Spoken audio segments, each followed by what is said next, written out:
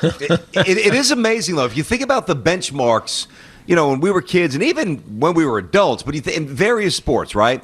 So in the NBA, somebody drops a 50-piece, right? In baseball, somebody either hits 50 bombs or strikes out, whether it's a pitcher 300-plus times or is a hitter 200-plus, whatever it might be. Hockey, I don't know about the hat trick. I can't really go. But I feel like in football, when a quarterback throws over 400 yards. Used to be 300. Used to be 3. Now it's 4. We don't even bat an eye. We are largely desensitized to any statistical accomplishment. And there's myriad reasons for that. And when you have technology to help you get from point A to point B, so you now incorporate a camera and a lens that can now add as an additional sense to these already uber athletic bodies and minds, you're going to reach levels that previously seemed unreachable. But baseball. Now D-Cell wrote us this morning. He's also not watching baseball that much. So don't let D-Cell fool you. But he wrote on our Slack chain, baseball's broken. All right, I need to hear that from somebody who's watching the game every night. D-Cell, I love you, but I can't take it as seriously as I can from somebody who watches the game every night. Yeah. I don't think that it's broken, but I think that it's breaking. It's definitely going in the direction of disrepair. I think what D-Cell is saying is that there's a reason that he's not watching, and that's because... No, he wasn't watching 5 years ago either. Yeah, he wasn't. I've asked him. I don't know if he wasn't. No, I've asked him. It doesn't matter. But there's a reason why it's hard to watch baseball, no matter who you are. And here's the thing, just to focus on the no-hitters, and it's really 3 teams we're talking about, because it's these 3 teams that have been no-hit twice each, which is just nuts to think about, and it's not even June 1st yet. So what happens if they get no-hit 2 more times each? That's like historically bad for these teams individually. And I wonder if those teams are skewing the perception of the rest of the league. The reality is that Major League Baseball is having a hitting problem, but this has been something that's been going on for a long time. But as it pertains to the no-hitter, I think what Clayton Kershaw is getting at, then I have a question for you. What Clayton Kershaw is getting at, BT, is that it seems like, just like with the triple-double, the last thing you want is to say, okay, no-hitter. Yeah. Yes. Okay. Yes. And it got and maybe because of the frequency over the last month and a half or so, it's kind of like, okay. It's awesome for Corey Kluber and the Yankees in real time. They won again tonight or this afternoon, I should say. So they're doing good things, and their pitching staff, which we were like apoplectic about at the beginning of the season, they're actually starting to turn the corner for the Yankees. And BT and I are both Yankees fans. That's the only reason I bring that up. But it feels like, if we get to a point where we're just kind of saying, yeah, okay, another no-hitter, I mean, that's what's really bad for baseball. Forget the hitting part. But when we start kind of dismissing the challenge of throwing a no-hitter because it's happening so many times, that's when baseball's hit a completely different level of, I don't know, of badness, of poor play. I remember, and don't forget your question, by all means. I want to circle back, but about the no-hitter, about the allure of a no-hitter. Yeah. I remember it was 1984, and I had just gotten back from my Little League. I guess I would have been, I think I was in first grade, right? Yep. Maybe second. And I have my game in the morning, and the tradition in our house, go play. My dad goes and gets cold cuts, roast beef, get the hero. Then we go down, we watch the game of the week, baseball bunch, right? And then we watch the game of the week. And that was like Joe Garagiola, the great Vince Scully, and the Tigers. And that was the year the Tigers started 35-5, right? And they won the World Series. Alan Trammell, Lou Whitaker, obviously Jack Morris. And I'm watching that game in my basement. I didn't have cable. It's 84. And he pitched a no-hitter. And I believe, because he wasn't their regular first baseman, guy by the name of Steve or Dave Bergman, Bergman or I'm going to say Bergman. Yeah. Samter, check it out. Bergman. I remember him making a sick play. Wasn't a very athletic guy. Made a really nice diving play to preserve the no-hitter. And then now I'm totally enamored. I'm locked in. Pitches the no-hitter. It was like the coolest thing I had ever seen in my sporting life, which at that point was still very much in its infancy. I mean, kids are now watching no-hitters on a seemingly regular basis, and they will not experience it the way I did. Yeah. Now, that doesn't mean that you have to completely reinvent the wheel and change the rotation of the spinning of the earth just so that they can see what I saw. But there's got to be a happy medium here. And the thing that I don't understand about what Kershaw said about deadening of the ball, the elevation of the seam, I can understand if the home runs were down, which they are, definitely down. But strikeouts are the same, as he said correctly. But even just because the seams are different, you should still find holes. The ball might, if the ball's deadened, it might not go as far.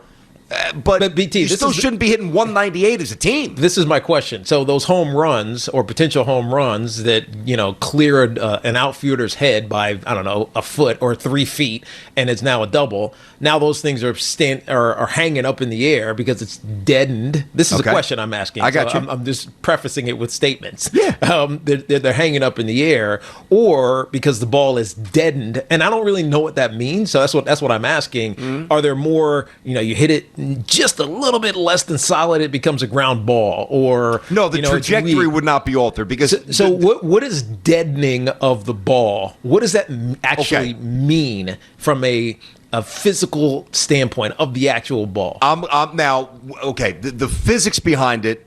I want to stay in my lane, so I'll give you a very. It's a bit of a stretch of an analogy. Like, is it heavier? What does that mean? Is it heavier? Was it wound tighter? No. It means that it doesn't cut through air as quickly. Okay. That's why when you raise the seams a little bit, imagine if you throw. It's resistant. Right? It's slightly more wind resistant, and if something is slightly more wind resistant, then it can't cut through the air with the same velocity, which means it's not going to garner the same distance. Number one. Yeah. I mean, imagine just taking. In my basement, I've got a speed bag, right? I've got balls everywhere. I've got blow up the pins, right? We blow balls up every day. I mean, some balls if they sit there for a week, if we don't play hoops for a couple of days, balls are a little dead.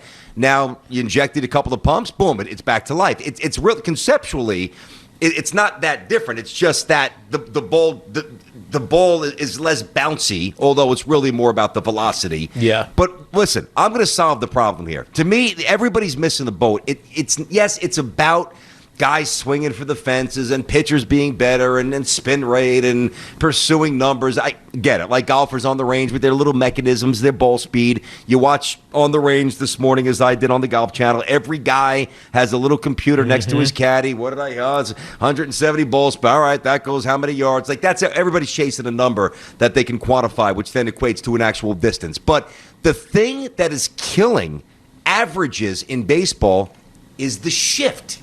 It is the shift. I can't tell you how many times it happens every night because the team that I watch the most, and I watch pretty much everybody, but the Yankees, a lot of guys are dead pull hitters. Yeah. So they will deploy the shift. And this goes back to when Giambi came over from the A's. And, excuse me, when Giambi was with the A's, Giambi as a lefty hitter was foul line to foul line, which is why he hit 340, 350 a couple times. Then he comes to the Yankees, he's trying to jack everything, they deploy the shift, and that's he becomes a 260 hitter. That's because of the short porch out there? That's a large part of it, which I kind of understand. Yeah. If you take away the shift, I can't tell you, forget about the Yankees, the Rays, the Pirates, the Reds, the Giants, the Rockies, the Dodgers, the Braves, any team in baseball, the Mets, the Phillies, the Astros, the A's, the Royals, the Tigers, every game a ball is hit that is absolutely worthy of a hit. The batter squared it up. He hit it into plays conventionally. For the past 150 years, nobody would have been standing.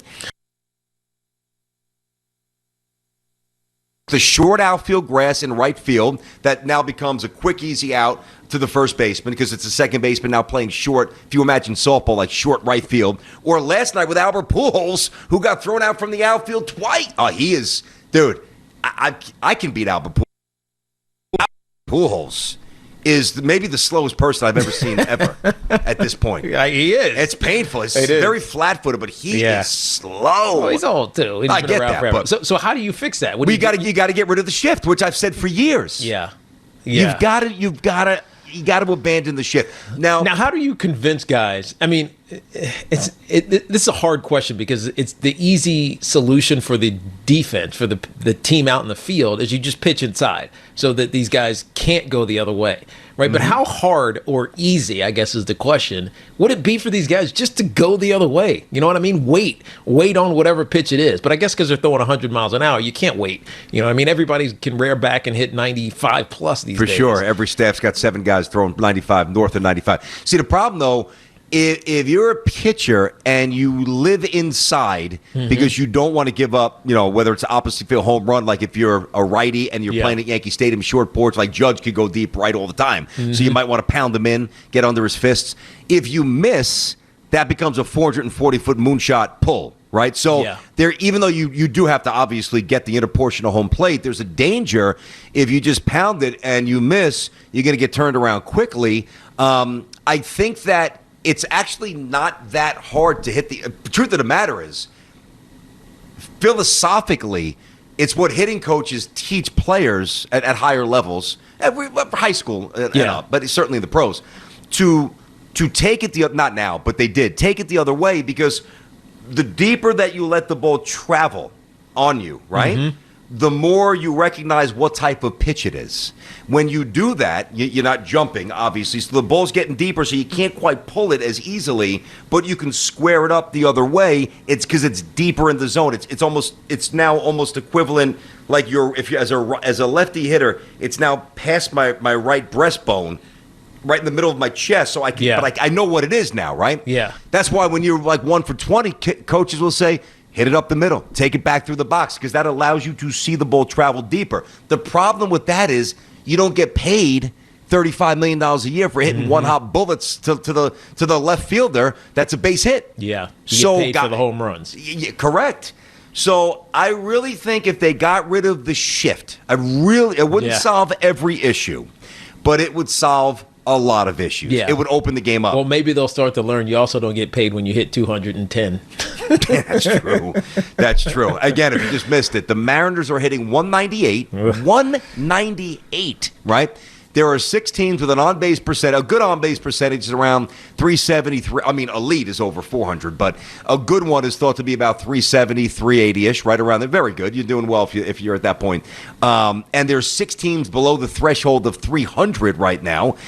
We've got 6 no-hitters. The 7th, if you catch Mad Bum's 7th inning, a truncated one. And we've got 4 full months of baseball, June, July, August, September. 4 full months, and we already have tied the modern record for most no-hitters in a year, which was 1990, 1991, and 2012. I mean, we're going to throw 13, 14 no-hitters this year. Yeah. Yeah. We got 6 already. And we're going to be desensitized to it. Huh, okay. I think we already are. Yeah. Look at our reaction. We didn't even really talk about Kluber. It's true. We talked about the circumstances around the no-hitter. Good point. Thanks for watching. Make sure you like and subscribe, and don't forget to hit that bell to be notified when we drop fresh content.